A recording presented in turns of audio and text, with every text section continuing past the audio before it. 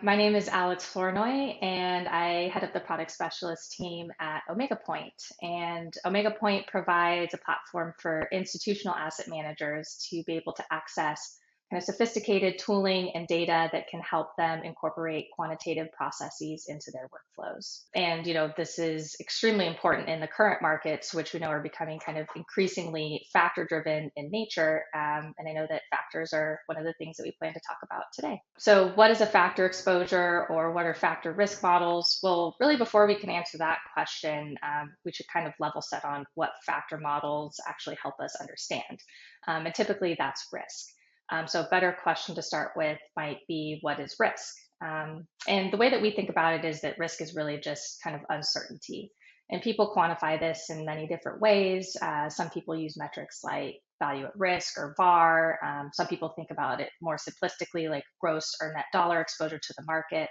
But in the context of factor models, and in particular equity factor models, typically we're talking about the expected volatility of an asset or portfolio. So in other words, how much could we expect the value of that portfolio or the value of an asset to potentially fluctuate over time.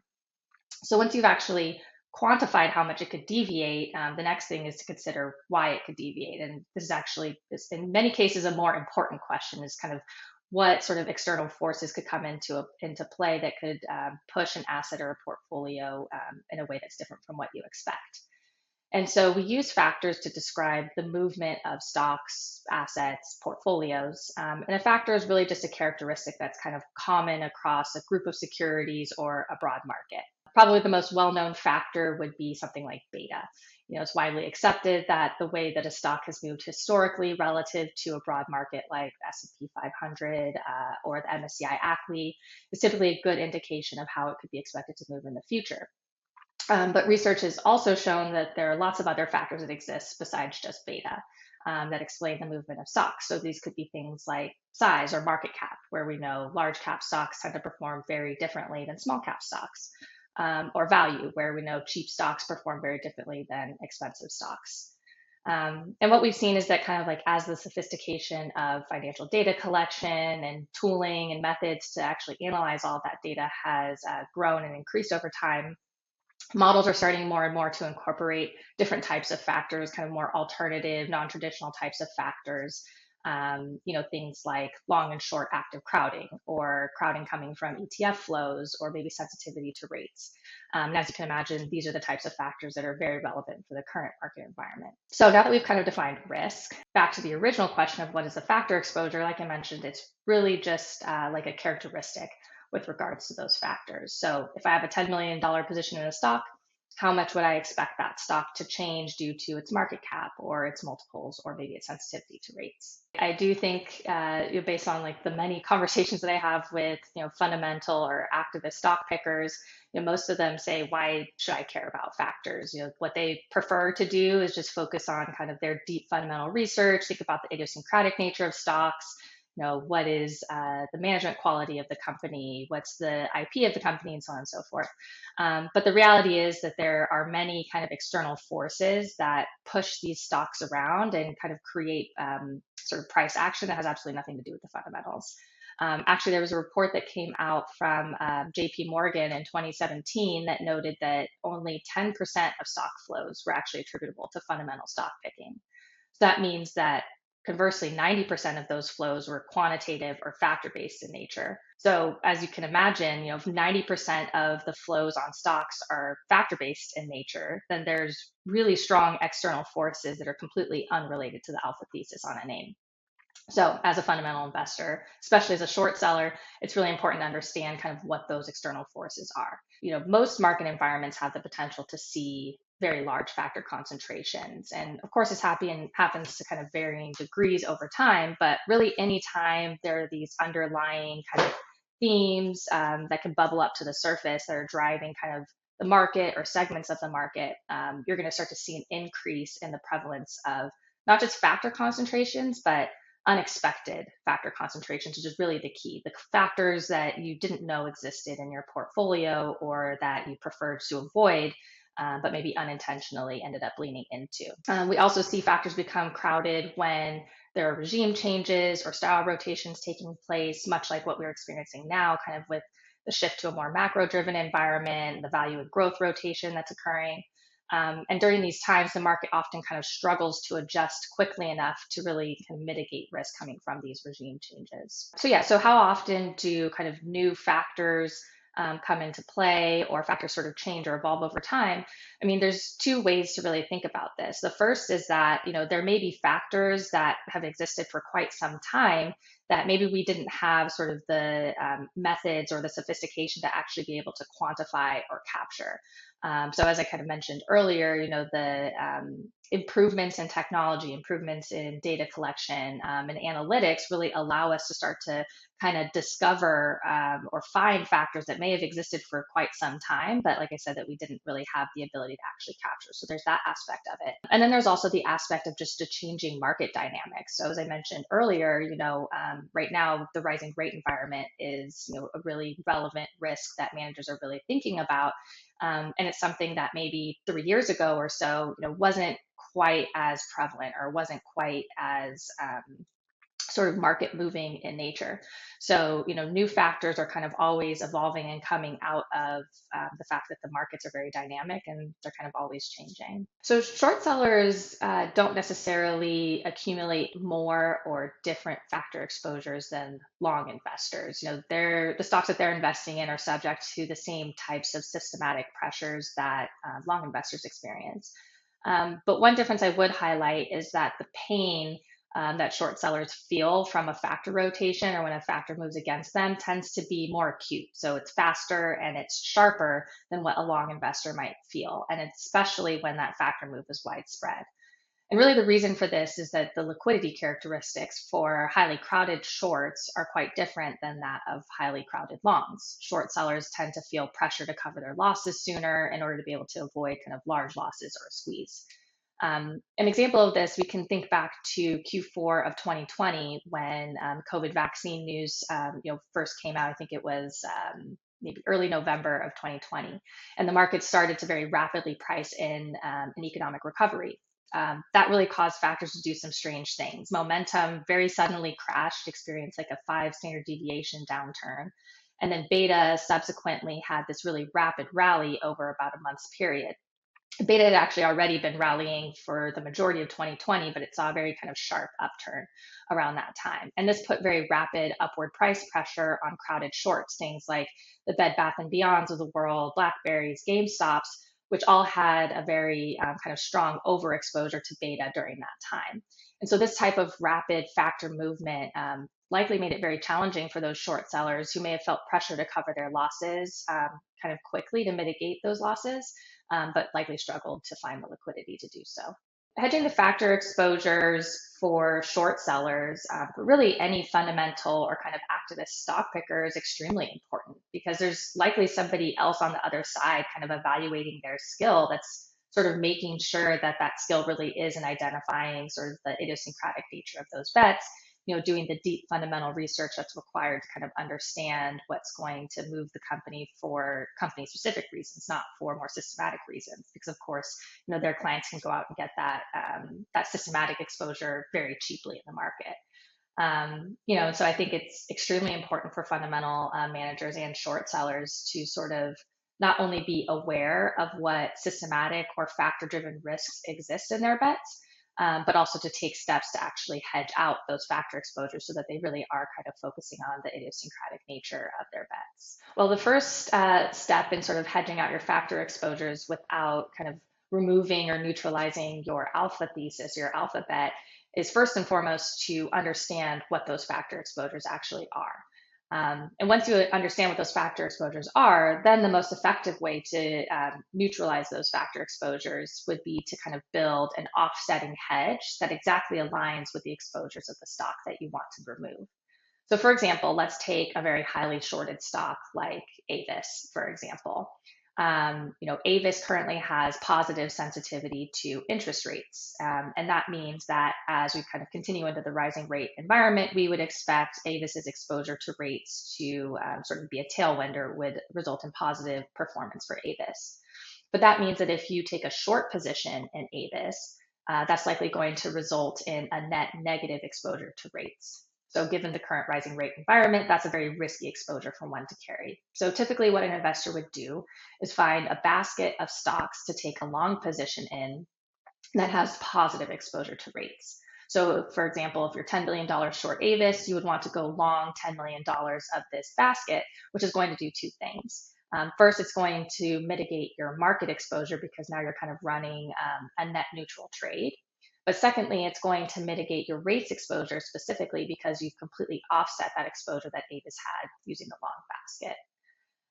Now, in practice, there are a lot more risks to mitigate than just interest rate sensitivity. So a more precise approach might be to actually optimize that long basket of stocks against AVIS in such a way that minimizes all of the factor risks and conversely maximizes the idiosyncratic behavior of the combined trade of AVIS and the basket. As you can imagine, that's definitely not something that's kind of effectively done by hand or easy to do with like mental math in your mind. So at Omega Point, we actually have optimization tools that do this programmatically. And this allows investors to really focus more on that deep alpha research, which is where their skill is at, and also have kind of access to easy methods for risk mitigation. First off, what leads to a short squeeze and why do short sellers care about it? Well, if I'm a short seller, I have some kind of a fundamental belief that a company's sort of fundamentals are going to deteriorate over time, or perhaps I'm using an investment or a position in a name as a hedge for my long book. In either case, what I'm looking for is the price of that asset that I have a short position in to decline over time. So what happens is when there is sort of unexpected positive price action on that name, especially when it's unrelated to the fundamentals of that name, then I might be forced to kind of buy back the stock in order to cover my short position if my losses become too great. And that buying action, especially when it happens across many short sellers, and this is where crowding comes into play, kind of ironically continues to influence the price upwards. And then as the price continues upwards, where this unexpected price action is occurring, you start to see other buyers start coming into the market that may not specifically be short sellers. So now you're working against the short sellers. You're also working against long investors who are trying to take advantage of this positive price action. And you get into this loop where short sellers start to cover their losses. That price moves the price up. Then additional buyers start getting attracted to the market. That further pushes the price up. Now more short sellers are getting what's called squeezed out of their positions because they continually need to kind of cover their losses. And you can kind of see how this forms a nasty cycle for the short sellers. So, the key there, as I mentioned, is kind of the crowding. When this starts to happen across many different short sellers and also across, many different long investors as well, that's where you start to get into trouble. And so it's very important for, really, again, any fundamental investor, but in particular short sellers, to be very aware of kind of the crowding characteristics of the names that they hold. So there's a variety of different ways that you can kind of identify crowding. So for example, if you want to understand sort of how your names are affected by institutional asset managers, you might look at things like institutional ownership coming from 13F filings, and that can kind of help identify long crowding. If you wanted to identify more short crowding, you might look at like the level of short interest or utilization metrics. So short interest is a percent of float. More and more, I've also started seeing people kind of trying to quantify crowding that occurs from ETF membership, which can be a really big deal, especially around kind of the index rebalance periods. And so you can look at things like ETF inflows and outflows, particularly around certain times of the year when they know that indices are coming up on the rebalances to kind of quantify crowding that occurs there. And really most major risk model providers or data providers are going to have some type of factor that captures these crowding exposures. But there's actually an additional one that I would mention, an additional dimension that we've started to look at that is really interesting. And that is a data item that comes from one of our data providers, S3 Partners. And they provide what's called a squeeze risk score. And this score is a 0 to 100 score, where a score of 100, well, really they say anything above 70, identifies a stock that is kind of at high likelihood of incurring a squeeze. And what they identify as this high likelihood is partially based off of those standard kind of short crowding metrics that I mentioned, like short interest as a percent of flow, utilization days to liquidate, or I guess days to cover for the short side. But they also are able to capture the aggregate P&L on a short trade. So in other words, they can start to capture whether or not short sellers in aggregate are in the money or out of the money. And that's important because short sellers aren't going to cover their losses when they're still in the money. They're just going to kind of sit tight and try to wait it out. But when they start to become out of the money is when they're going to feel like they need to cover their losses. And that's when the squeeze can start to occur. So what we've seen is that this squeeze risk score can actually function as kind of an early warning sign, where you can, ideally predict kind of ahead of time or as the squeeze starts that it's going to occur. We saw an example of this with the AVIS short squeeze that happened in, I think it was early November of 2021, where the squeeze risk score started to escalate, past that threshold of 70 and actually went all the way up to 100 around late September 2021, which was several weeks before the short squeeze itself actually occurred. So we saw this kind of elevated level of squeeze risk, and it wasn't only elevated, but it persisted for several weeks through the short squeeze itself. And so this was kind of, like I said, an early warning sign, an early indication that the market dynamics for AVIS were changing. When we think about factors, there's a variety of different dimensions and kind of ways that you can sort of slice and dice them. Sometimes it's important to look at just the pure level of the factor characteristic. Sometimes it's important to look at the rate of change of the factor characteristic.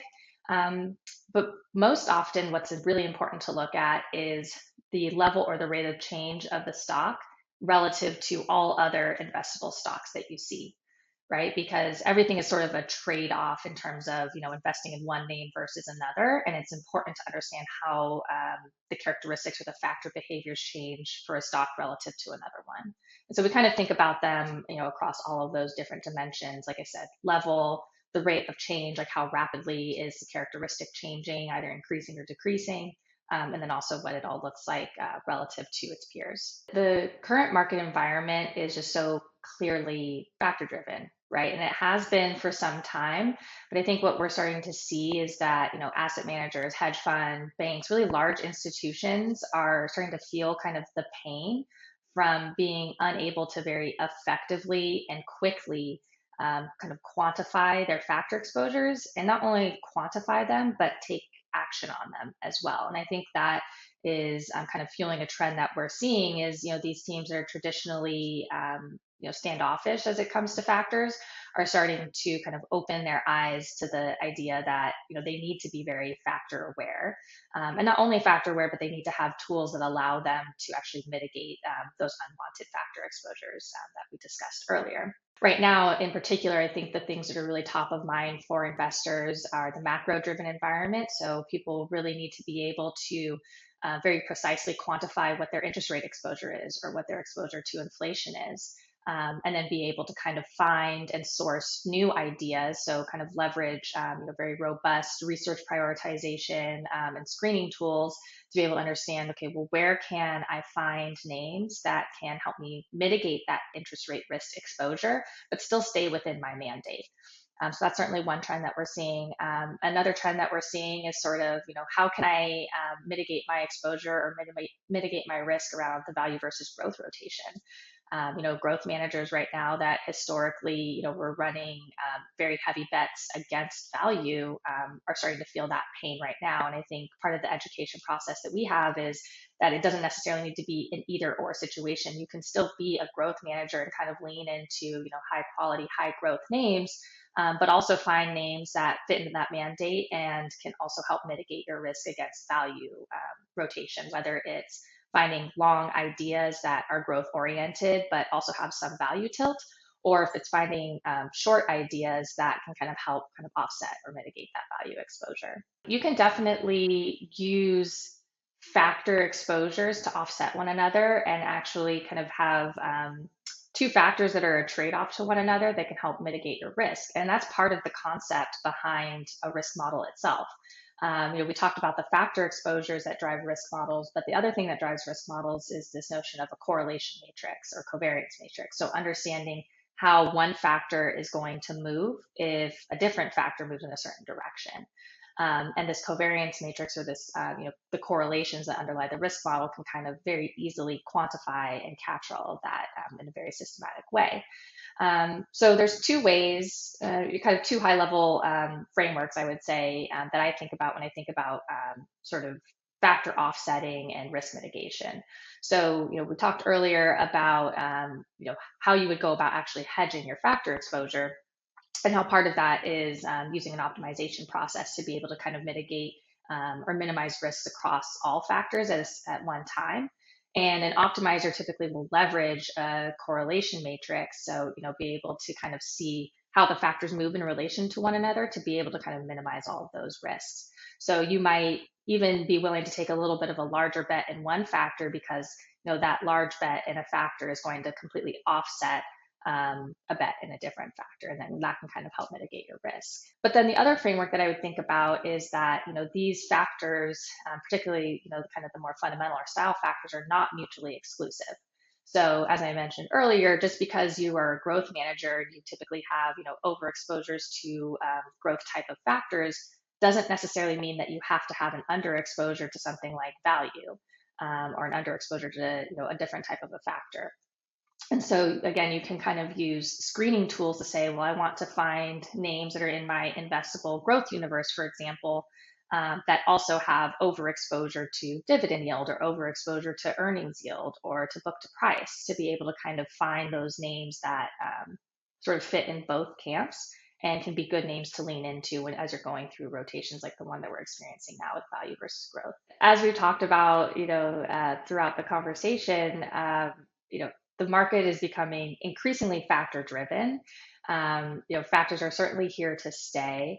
And it's super important for asset managers, hedge funds, banks, large financial institutions, all the way down to small financial institutions to really have access to the tools and the analytics that exist out there to be able to appropriately manage risk on their portfolios. We like to think about this as kind of quant enabling your investment process. And, it requires sophisticated tooling, it requires scalable tooling, and it also requires kind of expertise, which, Omega Point kind of offers a platform for institutional investors to be able to access in a very kind of turnkey manner.